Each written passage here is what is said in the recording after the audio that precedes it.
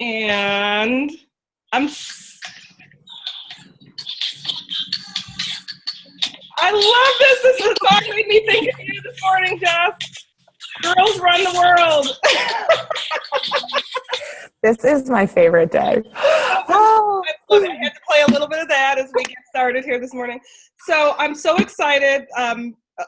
Many of you know I'm Alicia Robinson. I'm so excited to be here with Jessica Leigh Lyons today, Election Day, November 8th, 2016. We're taking a little break from all the election hysteria, excitement, and all of the above to talk about speaking our truth. Hi, Jess. Hi, Alicia. Thank you for having me here with you. And to each of you that are joining us also, it's an absolute pleasure to be with you. And I hope we get to go deeper. Yeah, exactly. So this is, what I love about so much of the work I get to do is that my work is fun for me. And this is like Jess and I getting together for coffee and having some other people join us, essentially. And when we do that, we can talk for hours. I'm going to try to limit myself to asking and keeping our questions within the first half hour or so, and then give room for others to share Jess with me by asking questions themselves. But first, just to give a little background on Jess, she, as many of you may have seen from the invitation on this, she's a life coach and the creator of SoulSpeak, which I'm sure she'll talk a little bit more about today. And she knows a little something about speaking truth. She is a former elementary teacher and lifelong advocate for anyone who holds a story that needs to be told. So through her SoulSpeak series and coaching practice, Jessica has guided hundreds of people, mostly women, some men too, Sean, to get back in touch with their powerful selves and to create powerful communities where people feel authentic and passionate about their lives. And so I am just thrilled to have her on today's call. We're doing this live now, so those with us now can certainly ask questions and participate live, but there'll also be a recording of this later on that some of you on right now might want to replay for fun. And really want to have Jessica help us think about how to vocalize our own truth, but to help us also understand how doing so can lead to a better life alignment, and getting your desires fulfilled. So anything else you want to add, Jessica, in terms of introduction that I didn't cover? I think the one thing that I want to add that might be helpful for this conversation too is that I'm a former teacher and worked in education for 10 years. Yeah. And so like a lot of this actually came from being in schools and working with teachers and kids. And being a teacher myself, like actually figuring out how do I work in the system and also get my needs met, understand what they are, advocate for them and for the students that are in my classroom. And I think that's a huge connection point that we've talked a lot about. So I want to share that and also share some of my stories, and the things I'm going to share are a little bit outside of that, but they apply to education, I think particularly. And I think as teachers, we're tasked with a lot. And part of it, the thing that I think is going to be most important for us is to learn about how to speak our truth and honor it so deeply, particularly because we're affecting so many students that are going to become adults in the world, et cetera. And so I really want it to be a conversation of empowerment too, about how do you understand yours and start to create win-wins around your truth. Yeah, thank you for saying that, Jess.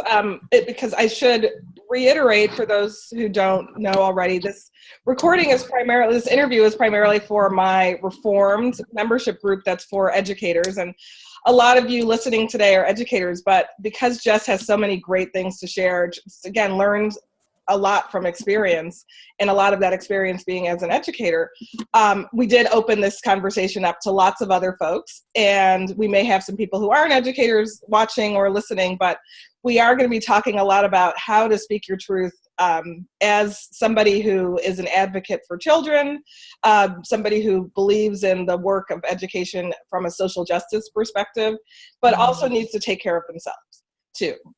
So let's start off by getting really basic. What is this truth thing, this truth speaking thing that you speak of? Okay, so In order to answer that question, I think we actually have to start by talking about what is it like to not speak your truth? Because I think most of us are actually, we know more about that than we do about what it's like to speak your truth. And so I want to share a story that I think tells this really well. There was a man and he wanted a new suit. And so he went to a tailor who was just famous for the beautiful suits that he made. Perfect that we're in pantsuit. Pantsuit Nation Day. But so he goes to this tailor. The tailor makes the suit and he puts it on and he realizes one of the arms is way too short and one of the legs is way too long. And he points this out to the tailor and the tailor says, well, of course, sir. So in order for the sleeve to fit, you need to crunch your shoulder in a little bit and like bring your arm up and then the sleeve will be long enough. And you need to take your leg and you need to straighten your leg all the way out so it's kind of behind your body. And then the leg will fit. And so the man crunches up his shoulder and he straightens out one leg and he looks in the mirror and he says, I see, you're right. It's just absolutely perfect. And so he starts limping his way out the front door with one leg longer. He's kind of dragging that back leg and his shoulder all crooked up. And two little old ladies see him and they say, my, what, the tailor is amazing. What a beautiful suit he made for a man who is so crippled. And I think the thing that happens in the world that we live in is that we get really used to contorting ourselves to fit. We get used to shaving off just a little bit here. We get used to saying, yeah, I can do that. That's easy. Or, no, I'm fine. Really, I'm fine. And that's not actually all that's happening. And so what I want to point out first is like, what's it like to not speak your truth? We have to start noticing what it's like to be in that space, the little bit contorted, the little bit shrunken. And then we can start talking about, hey, what is it like to speak your truth? And there's three things that I think are a part of this.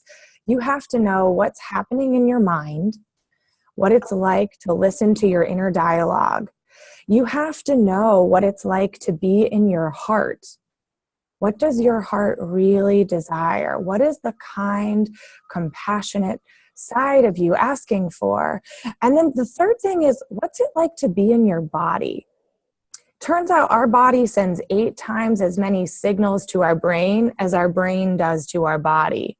But in Western culture, most of us are taught to think of it first. And so I think when we're learning to speak our truth, we have to tune into each of these places almost individually. What does your body say about this? Do you want to go to the movies or not? What does your mind say? What does your heart feel like? And I have to be honest that the heart part is actually the most hard for me, that I have some tips and some tricks for the body and the mind part that we can start to look at. But the heart part, really listening to the heart part, I think it's a quieter process. It's a longer process. It's a soft one that we have to kind of sit with for a little bit longer. Yeah, that's really interesting because I think we often kind of rush to understand what our heart is telling us. And you're right. I think sometimes we have to sit with it. But then when you know, right? Yeah, totally. But I think you also know because so the other thing I want to say about speaking your truth is you need these three things, your heart, your mind, your body. They come into what I'm going to call alignment. Like when you know, right? Like your body is calm, your mind is kind of quiet, your heart is just, that's it. That's all there is. And so I think that is something to think about is like, okay, so we listen to these three places, and as we listen and we understand and we give them space and room, they start to come together, they speak together, and they send an entire message. And what I'm going to call that alignment. So when we're speaking our truth, we're actually coming into whole alignment with ourselves, our being, our force, our power in the world. I love it. Oh. So in theory, I think we all know that kind of lying to ourselves and others is bad. We were taught that as a kid. Our teachers said that to us. We, quote unquote, got in trouble for lying if we got caught as a child. But is there really some more to why speaking truth is good for you, like psychologically and, as you come into your own person and things like that? Yeah. Okay. So I have to tell you, I think I mentioned this earlier, that some of the questions that you kind of had posed for me to think about, I was like, Yeah. juicy. And this was one. Oh, good. This was one because I think, also speaking your truth is it's a term that I hear a lot right now. And so I'm like, what the hell does that mean? And when is it okay? And when isn't it? Why is it actually important? Here's what I think. I've had the pleasure of being in an improv class for the last couple of weeks. It's a 10-week course. And here's the biggest thing I think I've learned about improv, and it's trust. Trust is the foundation of it all. When you speak your truth and you start to know, oh, this is my truth. No, I don't want to go to the movies right now. And that's a simple one, right? I don't actually want to stay at this job, right? Those things, or I love this job. Those things do what I think lays a foundation of trust. When you know that you can speak your truth and you trust your words, your body is aligned, your mind is aligned, your heart is aligned, you build self-trust that no one can take away. And the more self-trust you have, the more you enter into relationships of trust. To build anything in this world takes so much trust. I mean, I think just stocks of trust in our own self. But then, and this is what I'm learning in improv too, you've got to trust yourself when you get out there. You have to trust that the word broccoli is going to trigger something, blurt out, right? Something weird. And then you have to trust that the person next to you, even though they don't know what you're talking about yet, they're going to come up with something too. You've got to trust yourself to engage, and then you have to trust that the person next to you has got you. If we are teaching, if we are asking students to open their hearts and their minds, like, all of this is about trust. So the more you practice speaking your truth and determining, oh yes, that's true. I just said that. It still feels off in my body. Maybe that's not it. The more you do that, the more you actually build your stocks of trust, which I think ultimately allows you to do greater work in the world, in greater love in the relationships in your life. Yeah. And so I think maybe it's the former elementary teachers in us that like to kind of tell stories and model, give examples of things to help people understand them better. But tell us a bit about your relationship to speaking your truth. Like, how has it manifested in your life? And are there kind of pivotal experiences in your life when you felt like you were going for speaking your soul's desire and not looking back, just like completely going for it? I'm going to get so close to you because I feel like that's so important. Yeah. So, I have to tell you, I think this is my life's work, and it really is the reason that SoulSpeak was born, was because I was looking for a place in a community to start sharing with people in a really safe way, in a very, great boundaries that we were able to practice. Because I think ultimately, you don't speak your truth once in your life. You're constantly learning about yourself. You are learning about your evolution. And so your truth is changing as you change. So I say it's my life's work because it happens to me on a daily basis. I actually wrestled with, like, how truthful do I want to get with Alicia on in this talk? Yeah, like and this is why. So I think I'm going to get pretty truthful here. About, I think, the first place that I realized it as an adult. I think as a teenager and a college student and then an early professional, I was trying to shave parts of my truth off. Maybe don't be too loud. Maybe how much of an activist can I be in the world and do the work that I want to do? What do I really want? Maybe I won't say anything until I really know, but I think we actually have to start in smaller building blocks. So the biggest moment that this happened for me was a number of years ago, almost 5 now. I had worked in education. I had worked in schools. I was teaching a play program, and it was really intense. The hours were intense. The kids were intense, and the emotional dexterity of it was so much more than I initially realized. And so I burnt out in like October. Yeah. And what happened after that was it manifested by losing my voice. Every week on a Wednesday, I would lose it. I would be on self-imposed house arrest and isolation through the weekend because I have any vocal cords. So I couldn't really talk. And where do people go? Restaurants, bars. And I just couldn't actually talk. I don't know if you can tell, but that was a difficulty for me. Right. It's like you're in prison. Right. Well, and how does one express oneself? I have no idea. What it gave me was a lot of time to listen. And what happened at that time, of course, there was a confluence of events, but I was living in Oregon and I decided I am ready to come home. My family is East Coast spread out. And I decided I want to take the things I've learned about living and building community home. So I decided to go home. I gave myself a 6-month time frame to figure out how I was going to make that happen. And in the midst of that time frame, in my social isolation on the weekends, was in the car one day with a friend of mine. We're driving, we're going for a hike, and he asked me why I was going back to New York, and I started to explain why it felt like it was time. And I didn't know why, but it just did. And in the midst of it, I had this thought, he should go with you. And I thought, what the heck was that? That is a terrible idea. We are friends. We are not romantic interests. If I move back with him, would we be dating? I had all of these things happen in my brain. So I buried that thought. Nope, that was a dumb thought. Don't know where that came from. Not going to follow that. And for the next couple of weeks, I felt it would come up. And when it would come up, I would feel tense. I could feel my body kind of crunching in on itself. And I was already not talking a lot, but I didn't want to talk to him even more. And at the same time, I was reading this book, and it was a book by Paulo Coelho, and it was on love and suffering. And this had been someone I had tried to start a relationship with, and it didn't quite work. It didn't feel right. And I was writing his name in some of the pages because there were things that were coming up that felt like, is this what love, healthy love feels like?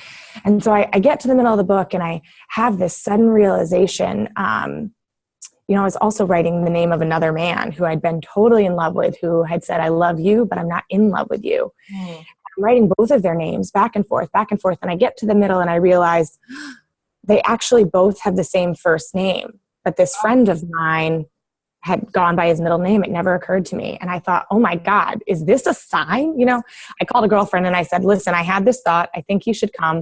I haven't said anything. What should I do? And she said, let's not be rash. Let's not do this. And I thought, okay, I got it. We were scheduled to go for another hike and we went hiking and I couldn't hold it in anymore. Like I felt like I wanted to cry and I felt like, I was sweating and nervous. And finally I turned to him and I said, listen, I had this thought that you should come with me. And this is not pressuring. And if you check in with your heart and you feel like this is something you want to do, I want to invite you to travel with me to the East Coast. We went hiking, we get back in the car and he says, I have listened to my heart and I feel like this is the right next thing for me. Oh. And it was, and I have to go back for a second because after I said it to him, I thought, I don't know how this is going to work. This is crazy. I don't have any more rational plans after this. I'm pretty sure my plan is going to fall apart a little bit. But that is so right. There was something that went quiet in my heart. My mind just totally emptied. And my body got the calmest it had been in weeks. And I just thought, okay. And he said yes. And it was not pretty the next couple of months as we tried to work out the details. I totaled the car we were going to drive across in. That I had a job that fell through and had to search again. I mean, all of these things came up. What was so apparent for me was even in the difficulties, and I had to face a lot of emotions that came up for me too. In the difficulties, I knew like that was something there was something truthful there. And my whole body, everything aligned to make it so. And there were many things that worked out afterwards that I just couldn't believe. It was the biggest moment that I had had as an adult. And what came from that was, well, what are the smaller moments? That was something gigantic and huge. And there are smaller moments that point you back to your truth. And sometimes it's just the right next thing. How do we know those? But that is a moment that was kind of a guiding force for me of, I want to be that sure about everything I choose to do. I want to be that intentional to be able to rest in that and to know the nuances in my body and my heart. Yeah. And it sounds like in that situation, you really were somehow you'd figured out how to be very tapped in to how you felt and what that meant. And again, I think that this is where this concept of speaking your truth is challenging for people. Again, it seems good in theory, but sometimes you don't actually know what your truth is. You think it's the right thing, and then it's not. How do you go about identifying it? How do you really tap into, I guess it's some alignment between your heart, mind, and body? So this was another fantastic question. I was like, how do you do this? Like, what's the nuance? There are a couple things that I think are actually really integral that you have to start to notice about yourself. So number one is you start noticing. But I think you actually have to focus on each part of this. So your mind, your heart, and your body. So for your mind, there are things that I did to start. I don't even know how that tapped in place came, but I lost it again for the next 2 years. Like I really got myself turned around when I landed in DC. One of the things that I did with my mind was I started writing morning pages. I write every morning 3 pages a day. The first 2 years of this, I mean, it's just garbage. I mean, it's garbage, but it's anxiety, it's fear, it's, am I doing that? How do I know? And even today, this morning it was too. Yeah. You know, just with the election, all that stuff, sometimes that's the place that it pours out. And I let the confusion, the chaos, the dreams kind of spill themselves onto the page, letting my mind do whatever it needs to come back to an even keel that I can kind of listen and follow and recognize what's the my monkey mind that's just spinning itself and what is actually real for me. So I wanted to offer that, you have to start to think about, how do you train your mind? Some people meditate, some people do yoga. But then I think so you have to start to think about, okay, the mind piece. In what way do you engage your mind and you let it have its process where you actually listen to it without shutting it down? But it sounds like in some way you have to get still, sort of like. I think you do, because you have to distinguish, this is the mind chatter. This is what it feels like to be in my head. This is how it goes for me. You know, sometimes I will do morning pages and then I'll start writing, and in it I hear all these things. Oh, this is crappy. This blog is going to be terrible. You don't know where you're going. There's 8 messages in this. Oh, that's just my mind. Okay, let me refocus and go back to what's actually here. Yeah. But we have to start to distinguish the chatter as it happens. The second thing is physical. You have to move your body. You can go dancing. I'm a huge runner. I am someone who works out a lot of emotion in the running, but you have to give your body a way to process through. I know I have a client that loves yoga, and what she loves is finding, where does my body get stuck? You know, where can it not hold anymore? Because we have to learn about our physical edges. They blend into, how does my body speak to me? How do I listen to what it's actually saying? And then this heart piece, this last one, I think, again, this is the hardest for me, but I'm going to point to a couple of body sensations for this, actually. One thing I know about myself now is that when my heart feels something true, I cry. You know, I can be listening to a podcast and they will say something about desires, and I will just start crying, and I'll go, oh, that's something I want. That's something I want, and that's how it comes up for me. Some people know, I'll be talking to clients and they will be sharing, and all of a sudden they'll be like, I don't know why I'm crying. And I'm like, there's something here that's very real that maybe we don't encounter that much, and it needs space to come up. For some people, it's tingles. You know, they'll be like, ooh, I just got a tingle when you said that. Oh, that's something your heart is really into. Yeah. Some people it's chills. For some people, it's warmth. You know, they start talking about something and they're like, I'm sweating. And you're like, oh, well, you just hit on something that's really true for you. Okay. I think it's one of the ways our heart is kind of saying, listen, open. Wow. So I think this is all really interesting, particularly, I think often for women and definitely for educators. I think a lot of people go through this thought of that it can sometimes feel easier, or again, maybe it's just something we've been taught, in polite society, in a sense, not to say what we need and want. And we're kind of in some ways expected or taught or believe, and for some reason that being humble or playing small or kind of not taking up too much space is the polite thing to do. What strategies would you suggest to kind of get over that? There are two that I subscribe to, and part of this is how I practice it, is speaking it. I have to speak it to know. And so sometimes I actually have to, for example, in romantic relationships, I will practice with someone who isn't my partner because I have to say it out loud first to know how true is that for me. Okay.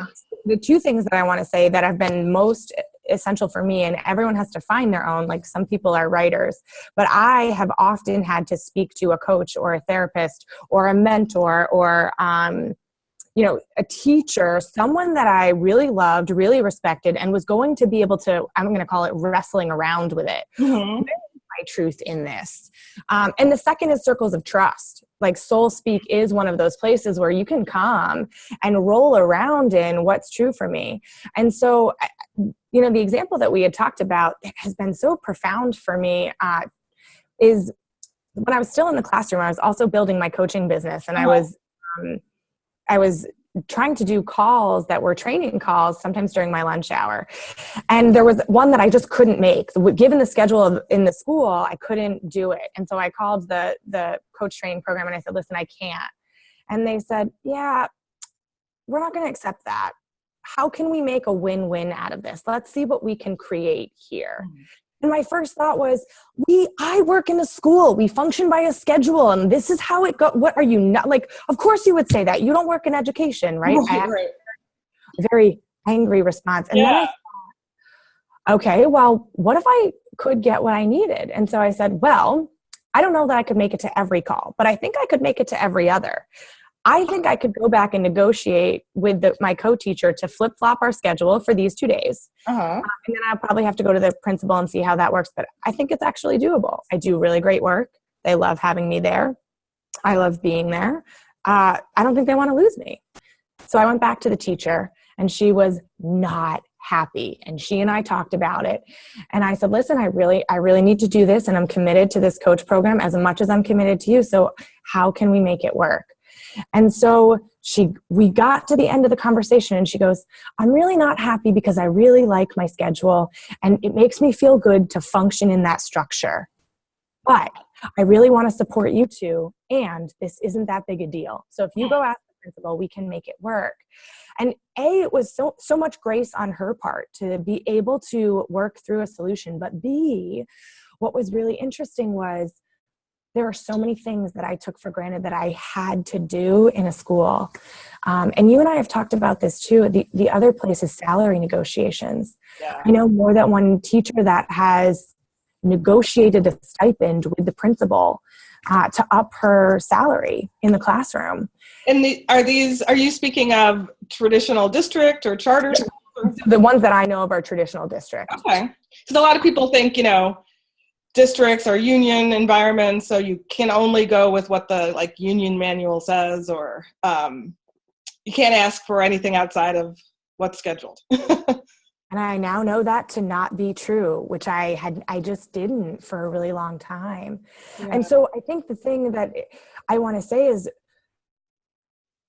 you start by looking at maybe your can'ts. Where can't you move, but you actually want something to be different, because that's going to be your place to play.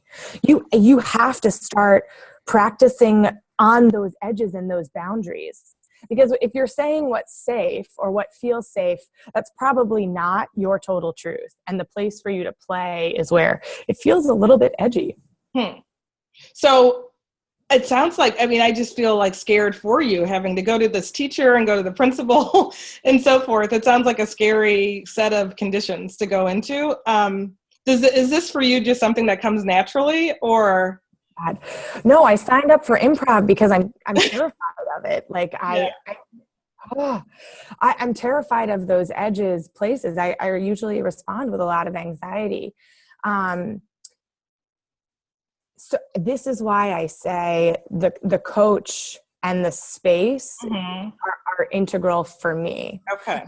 people do it differently, but I had to go to this coach first, and she had to push me, and I pushed back, and then I practiced it with her. But then I actually had to do it with another group of people. I had to say these things out loud and practice it, and then I had to go do it. Okay. And I kind of sweated through it, and I mean, I was nervous, and yet I have come to realize that sometimes those are the places that I'm not speaking what my truth is. So I look at it, and I think this is essential. This is a practice. It's like going out for soccer practice. You are practicing speaking your truth. Yeah. All the time, in every way. And so then you pause afterwards and you say, what did I learn from that? I got to do a deep breath.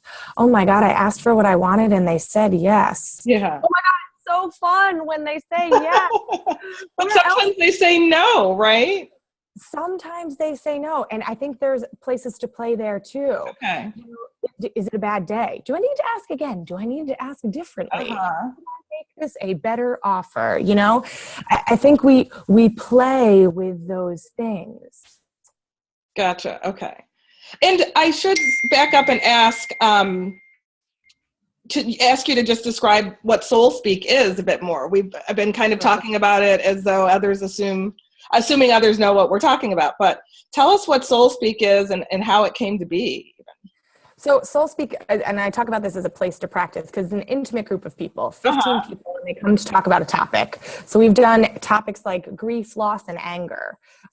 We've done sex and sensuality. We've talked about mothers, what it's like to be in a family system, when you get along with your mother and when you really don't.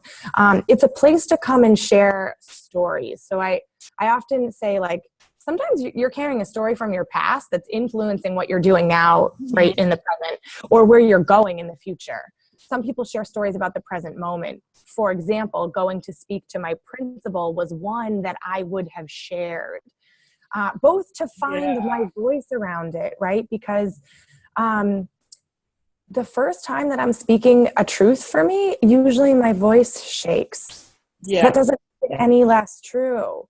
But it's the practice of it that makes me know, yes, I want this. And the other thing that happens is the reason I love coaching, and what I say to a lot of my clients is because they'll come and they'll say, I think this, but I don't know. This society that we live in has taught us a lot about what's right and what's good, and I'm fine. So sometimes we have to detox. We have to say a lot of stuff or beliefs that we have been taught, that we've heard, that we've integrated, that actually aren't our truth. And so SoulSpeak is a place to come and say those things out loud without judgment. And so everyone shares a story. It's very structured.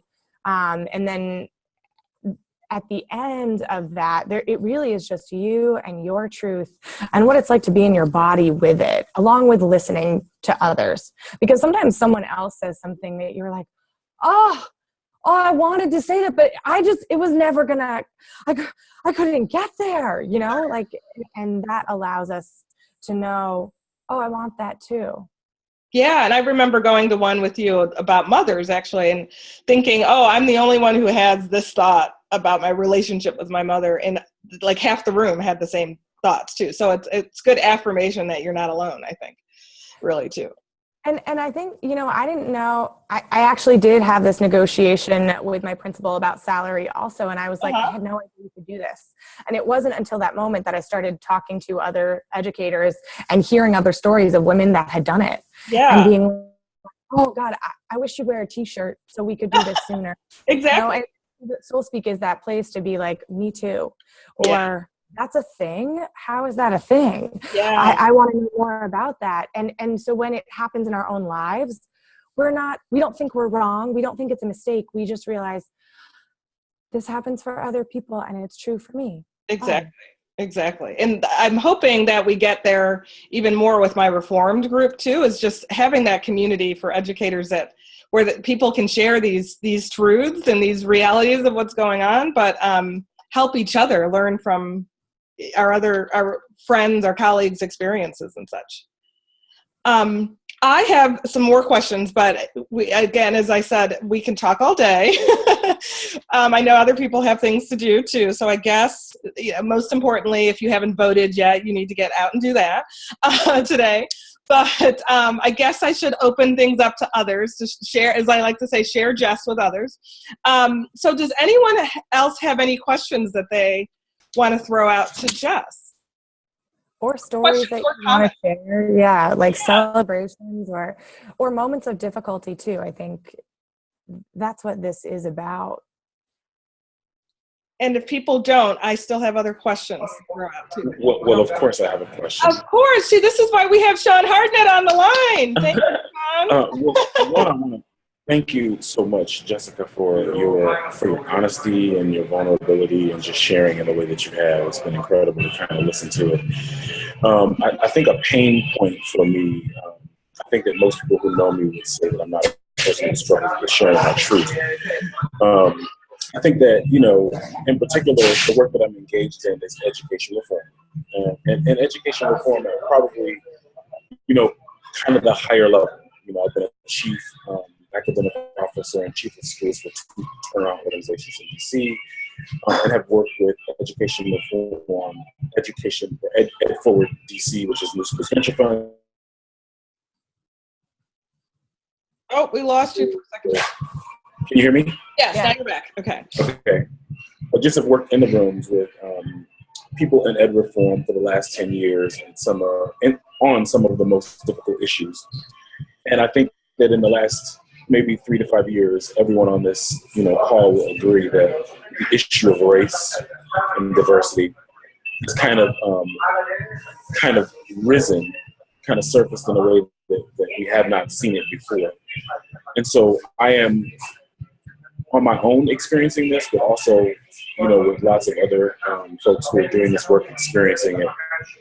But, when my truth, right, speaking my truth, somehow unsettles the sentiments of others and their truth, I struggle with reconciling that. And I'll try to be as simple as saying most of ed reform is white female between the ages of 25 and about 40. Mm-hmm. And no matter how much they love our kids and love our community, your values, your experiences will culminate in the decisions that you make around the work that you do. And if that work is ed reform, especially where brown and black children are concerned, it's going to constantly be in the space where something that you want is contrary to what we want.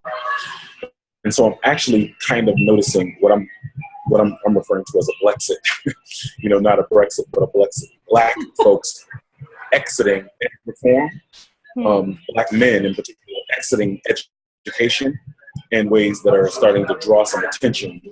And I'm wondering if our truth in speaking it next to their truth and them speaking it is a part of why we are where we are, and whether or not, how do we that's a big tough question for you, Jessica, but how do we begin to reconcile that your truth as Jessica and my truth as Sean may in varying ways kind of be opposing? And if truth is just truth, right? Like, how do we reconcile that reality? And I will take your comments off the air. So first, Sean, what I think I want to say, A, I want to think about this a lot more, and B, let's be friends, because I want to have a much more in-depth conversation with you. I want to be there for it. Okay, well, so let's, I will happily tell you at whatever office location you are currently at. I'm not looking either. So this came up for me earlier, but then I didn't want to dump it quite in the middle. The thing about speaking your truth that is, I think, such a challenge is that what happens there is shame comes up. And I think what's happening as I'm hearing you talk too is we don't really talk about shame in our everyday vernacular, and we really need to. And I worked in ed policy for 1 year and just couldn't make it much more because there was a tunnel vision that I didn't really understand. I feel like there's a lot of shame when people come to the table, and particularly around race. One of the things that I think happens in SoulSpeak that, happens maybe in other places where these circles are gathering also is there is no fixing. There is no fixing, and we are not saying this is, you cannot say this is how to do it better. Each person is finding their own. And what we have to do, I think this is the trust piece too, is I want to learn how to be in a circle where someone is speaking their truth and I can hold that space and be there. And I am having my own truth and I can be with mine. And then I think we have to take that empathy building. We have to take that ability to listen and also to sit with discomfort out. Like, that has to happen. I think we really have to be able to drop in with each other. That is one of the things that I hope to see, is that we can be in those spaces, because how else are we going to be able to understand someone else's truth? And I think it's in listening to those stories. I think it's in being in the own discomfort of maybe what someone brings up that we don't necessarily have in our own body, but we can see and start to understand. And I think taking those things where there isn't an outcome, we're not trying to find a solution right now. We're just learning how to listen to ourselves and to each other. And then my hope, I don't even know if this is true because I can't see the path clearly at all. And this is why I would love to have a deeper conversation. What I think is we have to go outside of those rooms then to build with what was invisibly created without any sense of an outcome in that room. In that room, it's really about listening and seeing and hearing both ourselves and other people. We have to do both and. But that's I think a skill that's learned and taught. I don't think it comes naturally. And I don't personally feel like that was happening in the education circles that I was in. I don't know if that resonates at all, but that is what's coming up for me. And I feel like what comes up for me and what both you and Sean said is, so I'm working on speaking my truth, but what if the people I'm speaking it to haven't worked on truth listening? let's call it. And I wonder if, on one level, just speaking your own truth makes you more open to hearing others' truths, or if there's other things that you might recommend in this world of like getting truth listening to work. I think, well, so first I want to like hashtag truth listening. Like I actually think like, yes, we need.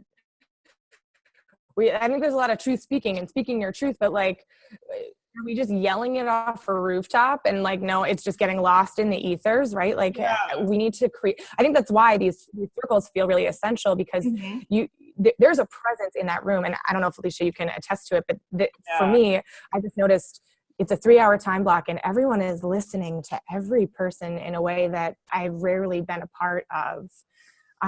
They're just, all their attention is on the listening and they're speaking. They're not just waiting for their turn. Right.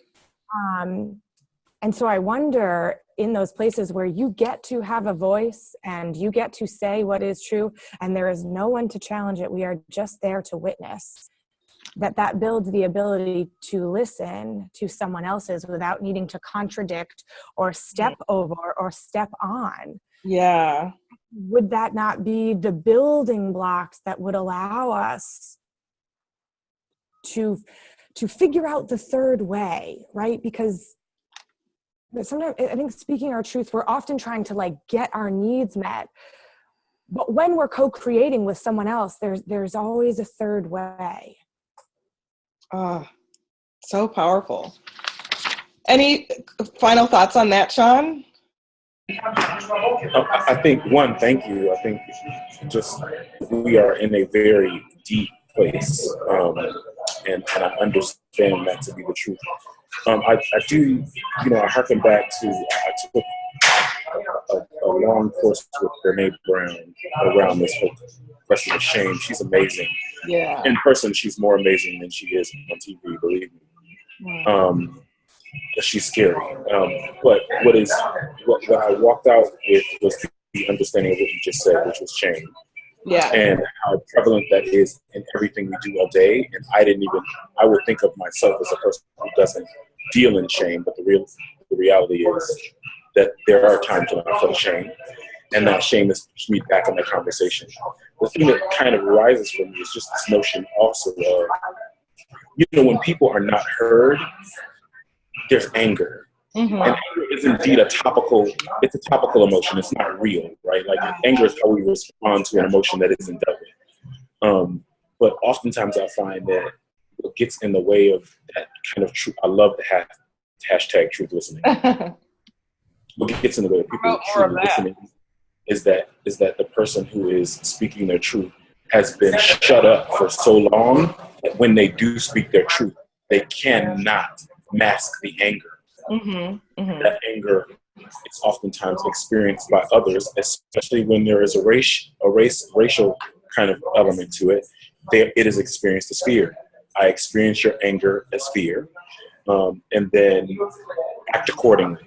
And so we're in these rooms where we're these educated people, and we're all supposed to be calm, and any elements of my authentic Blackness need to be managed, right? Need to be managed. And like, it creates this space where inauthenticity just lives. And I wonder, what we do. I don't deal in inauthenticity well. I'm very sincere. I try to not act crazy, but I can be sincere to who I am, without being quote unquote 100% authentic. I don't think anybody needs to be 100% authentic. Keep some of that at home. But we can all be sincere and say what we truly mean and feel. And I find that even in that space, if I'm dealing with people who haven't practiced speaking their truth, when they finally get the opportunity to, it comes out. Yeah. And those emotions that come with it push people into a space of fear where they want to protect themselves. Yeah. There's so much in this. I can't wait for the summit we're going to have, and there's some to talk more about this. And then I feel like there's a bunch of stuff that Jess and I need to think about that we should bring to the world on this. And maybe bring you in with us, Sean, to do that. But I know it's 1:00, and I want to be respectful of people's time. Jess, do you have another minute if we have another question? Yeah, totally. And I think I really, really want to, I just want to acknowledge rage and anger and the power of it for a second. Thank you. I think there are three things that I find come up most often with clients, and I just don't want to step over that if you don't mind. Sure. I love it. Because grief, rage, and shame. Grief, rage, and shame. I think they're the three places that we don't spend hardly any time, and we try not to, and society sets us up that way. I think rage is galvanizing. I mean, it's such a powerful force. So it can be something that when used and channeled can actually blaze everything, create something new. And so how do we start to change? These are questions that I wrestle with that I'm sweating right now. I'm just like so excited because if we can learn about how to help people experience their anger and channel it, I think we could see really powerful things. If we could be unafraid of the power of rage, because we can trust that the forest is being leveled because it has to be cleansed, cleared, and something new will come up. And I don't even know what that means exactly, but I know that I speak to a lot of women that are muffling their rage in some aspects. And that, especially in race conversations, I think we need to acknowledge rage there too. And it's the thing I think I want to teach and be with people the most. How do you be there? When do you want to be there? And when do you need to channel it differently? Because it's destroying you also, there's something we have to learn about that wave. And I think with it comes grief and shame, and those three things. I just want to say, oh, we're stepping over them a lot. And yes, they are there. And how, what are the next steps? These circles are the first way that I feel like I can figure out, how do we play with your anger? How does your anger get to be okay? You know, I do exercises where I have people yelling or punching. I go to a breath class once a week where we literally lay on the floor and breathe and pound pillows and yell and kick on the floor. And I've never had a more freeing experience in my life, because sometimes I'm angry. And I know that that's the case for many other people also. And it's okay. Yes, it's a topical emotion, but it has its own power. How do we get to the grief that's underneath? And how do we not like what is actually under there, and hold those spaces and places? And I don't know, do we need more warriors with which to do it? Because I think, you know, our inner warrior self would be able to say, I see your rage. I see your rage, and I am unafraid. And, you know, how do we do that? Yeah. Oh, I love that. Which may not be your job to do either, but those are the questions that I'm currently holding. I'm glad that you brought up today. Yeah, and I think we need to be asking ourselves a lot more of those questions as we think about how we really speak our truth, right? Also, I did the thing where I talked last, and if there's any last words that, Sean, you want to say, I am totally like, please. For once in my life, I am giving the last word away. Oh my gosh, Jess, you should feel honored. This is a special moment. I love it. We have it all on recording here. I think Linda's still with us. I'm not sure if anyone else is. Linda, did you have a question you wanted to pose, or anything you wanted to say? You can totally say no, that's fine, but just want to give you the space to do so if you do. Thank you. I kind of wanted to piggyback off of what Sean was saying. I know for myself, I personally don't have a problem in some instances speaking my truth. Yeah. But I find it hardest to speak my truth with those that are closest to me, family, friends. And so I have like that select group of people of my inner circle who I know that I'm able to speak my truth and be heard, and then there's no shame or anything that comes with it. But I guess, how do you deal with those family members and those who are closest to you who aren't ready for your truth, or are unable to accept what you have to say? Oh, I love this question. I feel like Jess and I have talked about, maybe she'll bring it up. I forget where this comes from, that like family's the last frontier, right? I'll let you take it, Jess. So Glennon Doyle Melton, I think I saw this post, and I think she's done it like every Thanksgiving for however many years, but she just, you know, has this poster and her hair's all askew, and she's just like, your family is your last frontier. So everything you learned this year, don't think you're going to bring it to the Thanksgiving table and be like, I'm free, because it's not going to happen. For me, that was a really freeing thing to read, because you know, I love my family and they trigger me the fastest, and I'm like, oh, I thought I did. I thought I knew. I thought I had. I was perfectly evolved, right? Oh, you know, and I kind of, and let me say also that I find it the hardest to be truthful with my partner sometimes, and I'm like, oh, I got to go somewhere else to practice it first. Why is that? To me, I think it's being seen in such deep trust. Oh God, I wonder if it goes back to truth listening, you know, like really being heard. And when we show the most vulnerable parts of ourselves, every human has their own reaction. So, you know, anger and then sometimes fear, like we don't know how they're going to show up there. I think this becomes a practice too. You know, I'm committed to still sharing my truth with my partner. And sometimes I go elsewhere to practice first so that I can hold my own ground of saying like, okay, I'm going to share my heart with you. I'm going to share a request or a desire. And you may not be able to meet it right now. You might not actually want to meet it at all. And I don't need to cover up or shield or hurt you. I can hold that and maybe I go back to someone else and process it again. You know, like we actually have to do this dance. And I think what that allows us to do is I look at those places as the places that we most need to practice and heal. The more that we heal those places, the more that we can share with the world, that we can do the work that we're meant to do, that we can live in our own beauty, light, our shadow, and our dark. So I don't know if that helps, but I just want to say, you are not alone there. Like, please, like, you are not alone, and I am not alone there. And so that always makes me feel slightly better.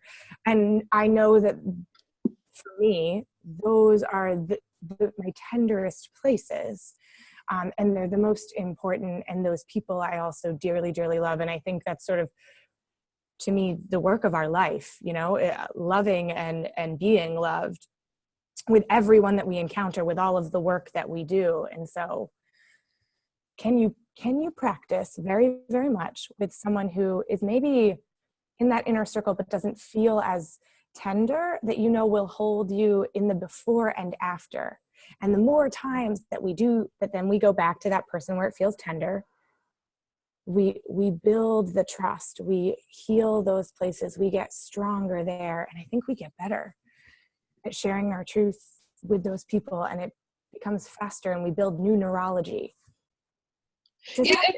It's so interesting. I mean, I feel like I think of it too as like just being able to speak by truth, like being able to, as you were saying before, having somebody to tell it to, sort of, whether it's a therapist, a coach, a friend, a mentor, whatever, has helped me with some of the family things too. I'm like, I don't have to actually say this to you, family member, because I've been able to vocalize it, and I may not be able to win you over and like get you on my side and understand my truth necessarily. And the like last frontier piece helps me think, be okay with that kind of. But just in one way or the other, you have to have some like kind of outlet, I think, some ability as you grow older. Age has taught me that for sure, where you can let go of it. Maybe it is just your journal or something like that. But you do have to be able to speak your truth, even if it's not directly to the person impacted, I think. And, you know, again, I think that's where SoulSpeak can be helpful with that too. Does all of that help answer your question there, Linda? Yes, totally. Thank you. I appreciate it. Great.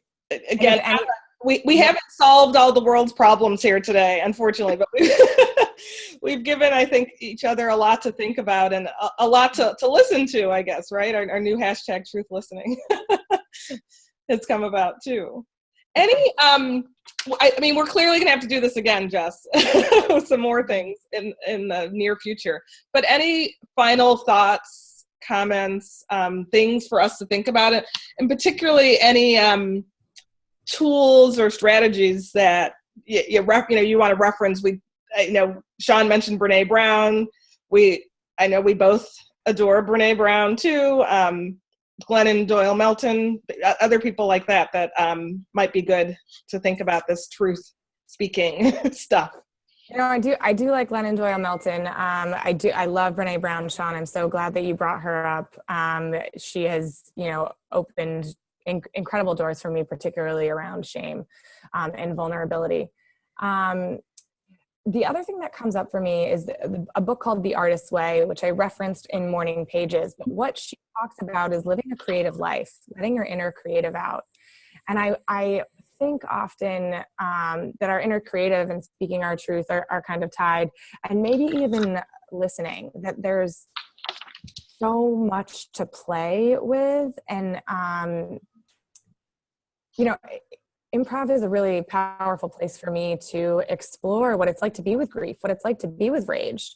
And I think it's that play piece that is starting to, which isn't to say that some of these things they're very grave, they're very serious, but it makes it possible for me to witness, to see, and to also notice how I react. And I think there's something about play that we can be with, particularly around the human emotion experience. And so I think The Artist's Way might be an interesting way to start to integrate some of these big concepts that sometimes feel heavy. How do we not make them any less, but also like literally play with them, be in co-creation with ourselves, with the world, with life. Co-creation. Good homework for us. And, I definitely also love the artist way. I'm not as great as you at keeping up with my morning pages, which is something I need to recommit to. Those 3 handwritten pages of notes every morning before you talk to anyone else, ideally, kind of thing. A lot of coffee. That'll help. But thank you so much, Jess, for your wisdom, for your openness. And, I think I often say to you that there's so much power in our stories, because I think of that when I talk to you. Your willingness to share your own stories has helped so many other people. And I just really appreciate your willingness to share that with those that joined us today and those that will get to listen to this separately. And again, I think we watch this space, as they say, for more from Jess. If people want to learn more about your work or connect with you, how can they do that? So first, Sean, Linda, thanks for sticking around and for also sharing, what's true for you, the questions that you have. And I would love to continue the conversation because it's been such an honor. And you've stirred up all kinds of good things that I'm just chomping at the bit at. Alicia, it's always a blessing. I just feel like you made my entire election day. It got scale 1 to 10, I'm out of 15. I just want to say thank you for the thought-provoking, the questions, the being in the wrestle, the sharing that always happens whenever I'm in your presence. And if you want to learn more or be with me or follow or be in conversation, which I would absolutely love, you can go to either my website, jessicaleelyons.com, or you can shoot me an email, jess@jessicaleelyons.com. And I'm on Instagram and Facebook. Those are my biggest jams. I love it. Great. Thank you so much to you, Jess, again, and to all of those who have joined us today. And again, if you haven't voted yet, make sure you do that.